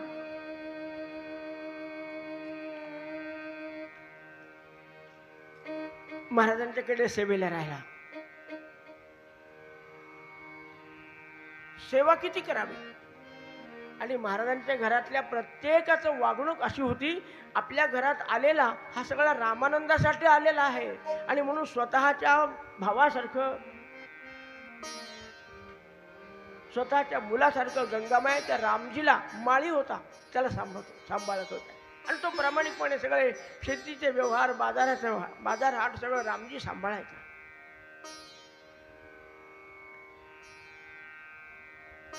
जेव्हा तो वृद्ध झाला, थकला, काम करणं अशक्य झालं, त्याला असाध्य रोग झाला, आमच्या गंगामाईनं, आमच्या जिजीबाईनं त्याला स्नान घालण्यापासून त्याला भरवण्यापर्यंत काम करावं. महाराज घंटा घंटा त्याच्याजवळ बसायचे, त्याला कल्याण करण्यासाठी. म्हणून सांगत असतील रामाच्या कथा, दासबोध काही सांगत असतील. पण जो आपल्या संपर्कात आला त्याचं कल्याणच झालं पाहिजे, बस हा एक हेतू. रामजीचं कल्याण केलं, यथावकाशाचं जीवन यात्रा संपली. पण महाराजांनी सगळं त्याचं केलं बघा. काहीतरी ऋणानुबंधच असतात हे सगळ्या गोष्टी.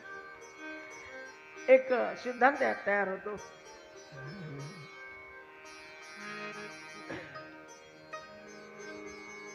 गुरु हा शिष्यासी आधार, गुरु हा शिष्यासी आधार. कसे हो सांगू तुम्हा साचार, कसे हो सांगू तुम्हा साचार. गुरु हा शिष्यासी आधार, गुरु हा शिष्यासी आधार, गुरु हा शिष्यासी आधार.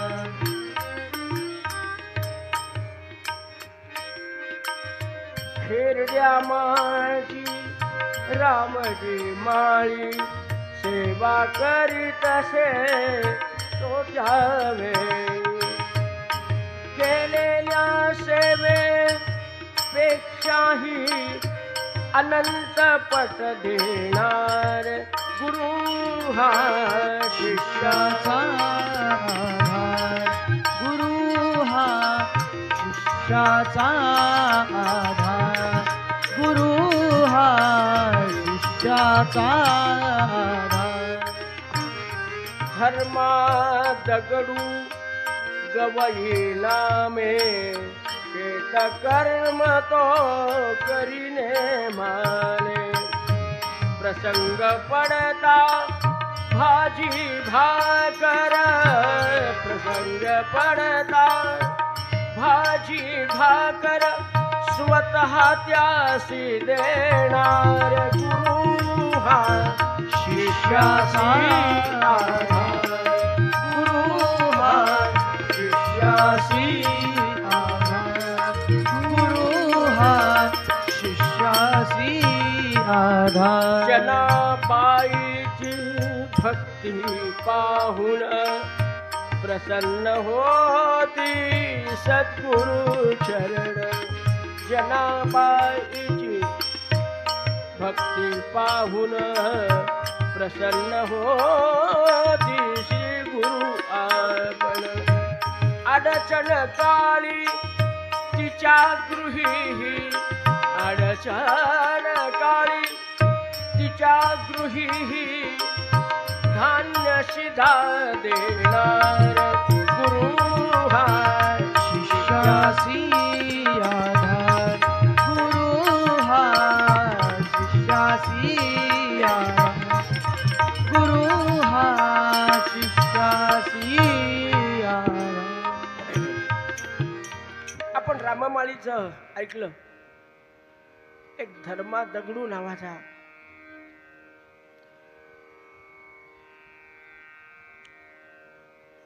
माणूस शेतावर काम करत होता. गवई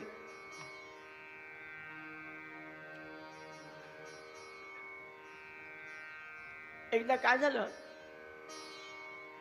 संध्याकाळी रोज भाकरी त्याच्या घरातून त्याची मंडळी पोरं कोणी नेत असतील.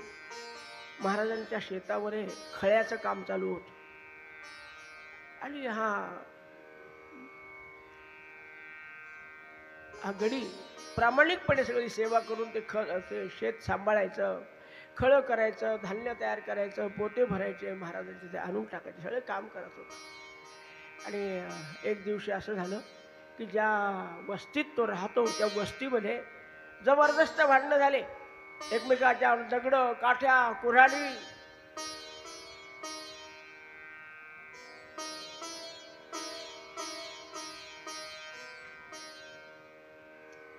भरपूर भांडणं झाले. घराच्या बाहेर कोणी पडायचं तयारी नाही, पडला की फटकाच बसेल आपल्याला.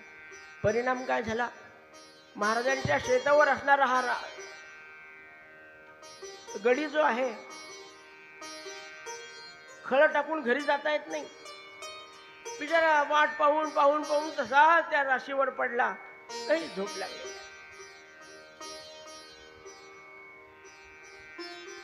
रात्री खूप रात्र नव्हती झाली, 8-9 वाजले असतील.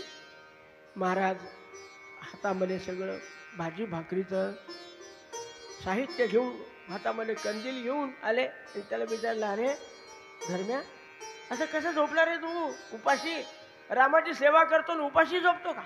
हे घे, खाऊन घे, 4 घास खा. उठून बसला, डोळे चोळले. आता दिवसभर काम केलेले, शेतात कामच करावं लागतात ना. भाकरी गिकरी खाल्ली, आपण पाया पण पडलो नाही महाराज. आता असं करू, सकाळीच जाऊ मंदिरात आणि आधी महाराजाची माफी मागू. महाराज, तुम्ही मला भाकरी आणून द्यायचं, काय कशाला काम केलं? एखाद दिवस उपाशी राहिलं तर काय फरक पडतो? म्हणून मंदिरात गेला. दुसऱ्या दिवशी घरी गेल्यावर समजलं त्याला, भांडणं झाले, बायको येऊ शकत नव्हती, पोरं येऊ शकत नाही. बरं झालं, महाराजांना येऊन त्यांची क्षमा मागावी म्हणून मंदिरात आला. चौकशी केली, प्रभाकरराव देशपांडे तिथं होते. ते म्हणाले, महाराज 2 दिवसापासून खेरण्यात नाहीत, प्रवासाला गेलेले. अरे, मला रात्री भाकरी आणून दिली. जेव्हा प्रल्हाद महाराज आले तेव्हा पुन्हा धर्म्याने सांगितलं, महाराज अरे मी तर नव्हतो घरी, रामानंद महाराज आले असतील, ते असे कधी कधी लीला करतात. अरे प्रत्येक संतांच्या जीवनामध्ये असे प्रसंग आहेत. मी फक्त दिग्दर्शन करतो आपल्याला. स्वस्थानी असता दर्शन परस्थानी देशी, अंतर साक्षी सकला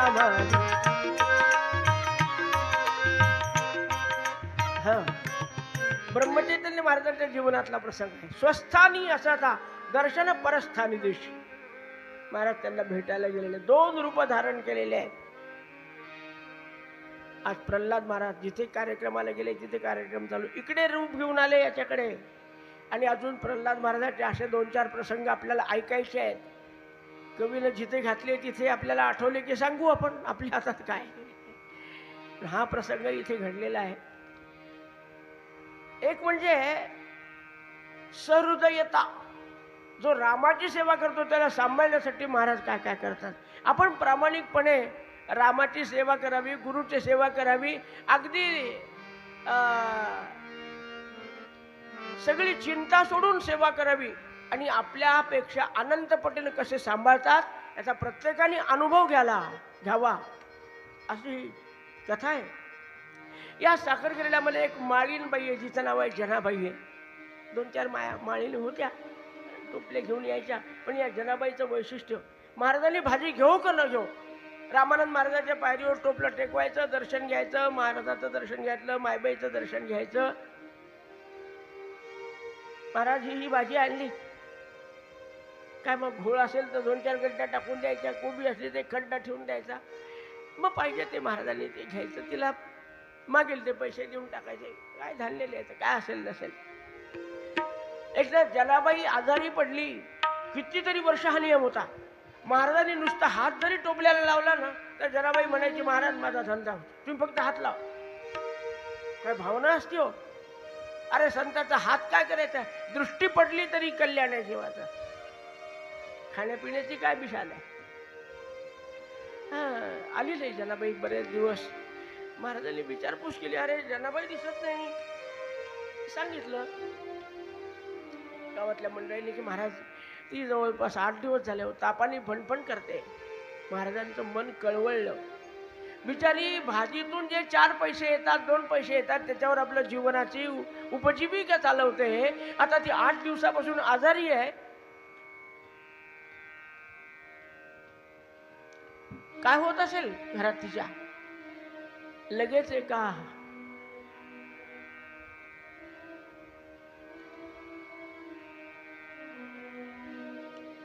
गृहस्थाला बोलवून महिनाभर पुरेल एवढा शिदा तिला दिला पाठवून महाराजांनी. काय आनंद वाटला. मायबाप करणार नाहीत एवढं महाराजांनी केलं. मी केलं काय? मी जेवढं देत होते ना भाषिकीची, त्याचे दुप्पट महाराज देतच होते मला.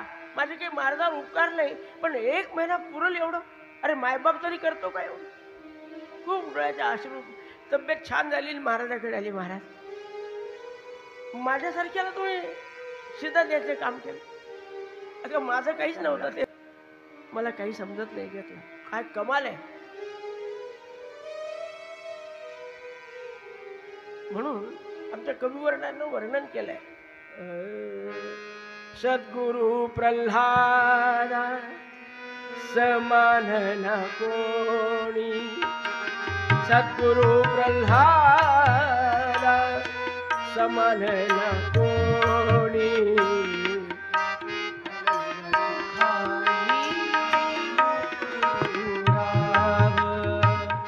आनंदाची खाणी गुरुराव, आनंदाची खाणी गुरुराव. आळवी दिसला कदा रामानंद, आळवी दिसला कदा रामानंद, आळवी दिसला कदा रामानंद, आळवी दिसला कदा रामानंद. दैजो आनंद भक्तजना, सद्गुरु प्रल्हाद समान न कोणी, सद्गुरु प्रल्हाद समान न कोणी. आनंदाची खाणी गुरुराव, आनंदाची खाणी गुरुराव. काय किती सांगाव्या अघटित घटना. काय निष्पृह होती महाराजाची. एक गंमत सांगतो. देऊळगाव माळी नावाचं गाव साखरखेर्ड्यापासून 10 किलोमीटरवर आहे. 10 असेल 15 असेल. अख्खं गाव प्रल्हाद महाराजाचं म्हणजे शिष्य. आणि तिथले ते परशुरामजी गाभणे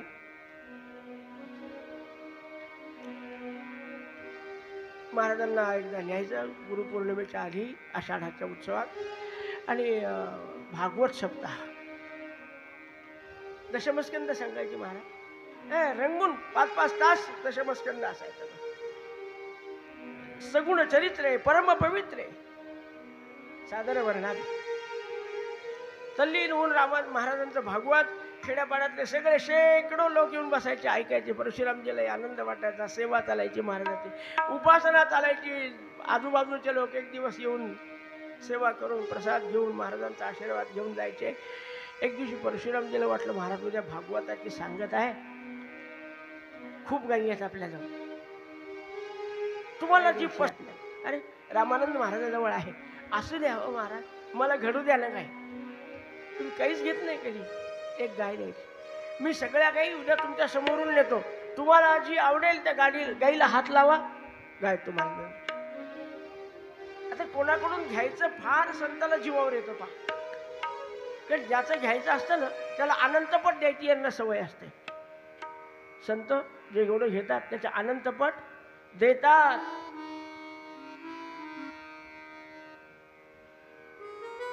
बरं बरं काय हरकत.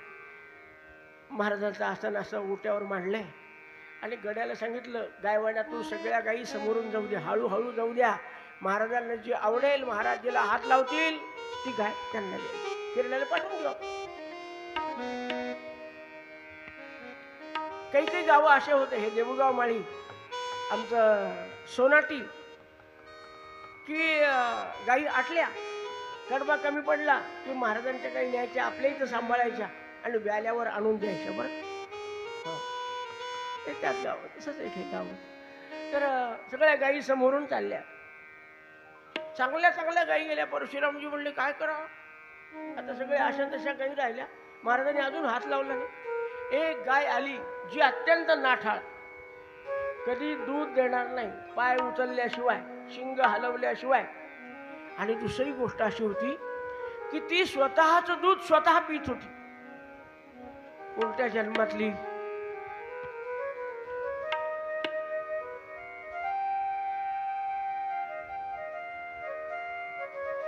आतापर्यंत 3-4 लेकरं उपाशी राहून मेले, लेकराला पिऊच देत नव्हती. आणि त्या गायीवर महाराजांनी हात ठेवला. परशुरामजी म्हणले महाराज अहो सगळ्यात वाया गेलेली गाय आहे. अरे वाया गेलेली गाय आहे, गाईला असं म्हणतात. अहो महाराज ही स्वतःचं दूध स्वतः पिते. अरे जाऊ दे म्हणे, आतापर्यंत पित असेल. 3 लेकरं गेले, जाऊ दे, आता ती रामानंदाची झाली, ही पाठवून दे खेरड्याला. गाय खेरड्याला आली. 2-3 महिन्याने परशुरामजीने चक्कर मारली. गाय व्यालेली होती, मस्त बछडा खाली होता आणि दूध काढणं चालू होतं. रामानंद महाराजाला कनक कटोरा दूध से भरियो पियो नारायण चालू आहे. रामानंद महाराजाला पहिला परशुरामजीने विचारलं कोणत्या गाईचं दूध आहे. हे तुम्ही दिलेल्या गाईचं. मी दिलेल्या गाईचं. अरे तिथं महाराजाकडे. महाराज काय आश्चर्य आहे, आमच्या गाई तुम्हाला सांगितलं होतं ना या गाईचे लक्षण. अरे ती तुझ्या घरी होती, ती आता कोणाची झाली, रामानंदाची झालेली आहे. संताकडे आले की मनुष्य बदलत असतो असा संकेत आहे. आता आपण अनुग्रह घेतल्यावर किती बदललो, आपण आपल्या घरी गेल्यावर विचार करा. इथं कोणी कोणाला विचारू नका तू किती बदलला, मी किती. आपण आपलं चिंतन करायचं. काय फरक पडला आपल्या, किती वर्ष झाली अनुग्रह घेऊन, किती जप वाढला, किती लोकांशी भांडणं सोडले. विचार करा ना मनातल्या मनात घरी गेल्या.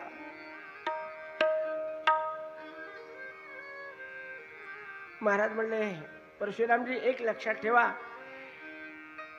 गायीसारखा प्राणी हा जर आपल्यातले दुर्गुण सोडतो तर आपण बुद्धिमान मनुष्य आहोत. प्रत्येकानं चिंतन करून आपल्यात काय दुर्गुण आहेत ते सोडायचा प्रयत्न करावा आणि राम जवळ करावा. सद्गुरुनाथ महाराज की जय.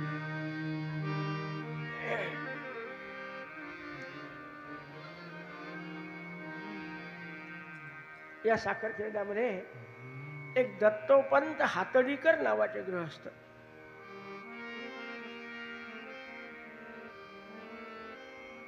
नोकरीच्या निमित्ताने साखरखेड्यात आले.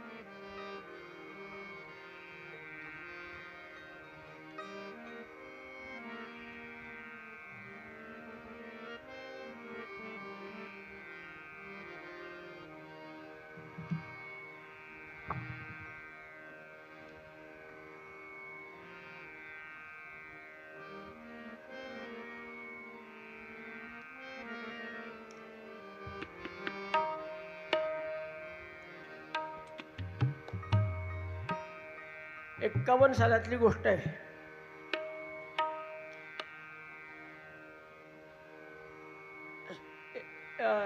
गावात जाता येता रामानंद महाराजांच्या मंदिरासमोरून जायचे, पण कधी पाया पडायचं नाही. पांढरे स्वच्छ कपडे, पांढरं स्वच्छ धोतर, पांढरी स्वच्छ टोपी, इस्त्रीला कधी धक्का लागला नाही पाहिजे.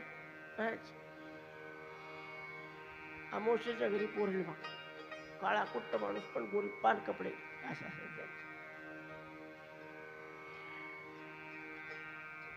रोज समोरून जायचे. एक दिवशी सकाळी चाललेले होते आणि आपल्या महाराजांचं 4 माणसं असो की 400 माणसं असो, धनी दयाळा गोविंदा ये धावत रे परमानंदा, लय तुला बा माझी करुणा अनाथाची. गोविंद राधे राधे गोविंद राधे गोविंद गोविंद राधे गोविंद. अरे निर्लज्ज होऊन तुझ्या पुढे नाचे लज्जा सोडून भगवंताची सेवा केली पाहिजे. त्याचं मन रिझवण्यासाठी आपण थोडं नृत्य गायन केलं पाहिजे. आणि म्हणून महाराजांनी एवढं ठेवलेलं आहे. आणि काय व्यायाम होतो ह्या नुसत्या तितक्या 10-5 फुगड्या खेळा. 10वीस वेळेला सद्गुरुनाथ माझे आई आता नाही असं काही म्हणा. पावल्या खेळा, फुगड्या खेळा, बोला राम राम राम. इतकी ऊर्जा महिलांना पुरुषांना दिवसभर काम करायला पुरते. हे सगळं असायचं. 4 माणसं असले तरी महाराज पावले खेळायचे, फुगडे सगळं असायचं. रोज लोकांच्या माहिती आहे सगळे. विनायकराव वगैरे बसलेले आहेत तिथे.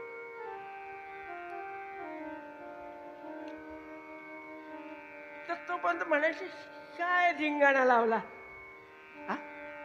इथे फुगड्या झाल्या, पावल्या खेळल्या, श्रद्धेला लोक काय धिंगाणा लावला.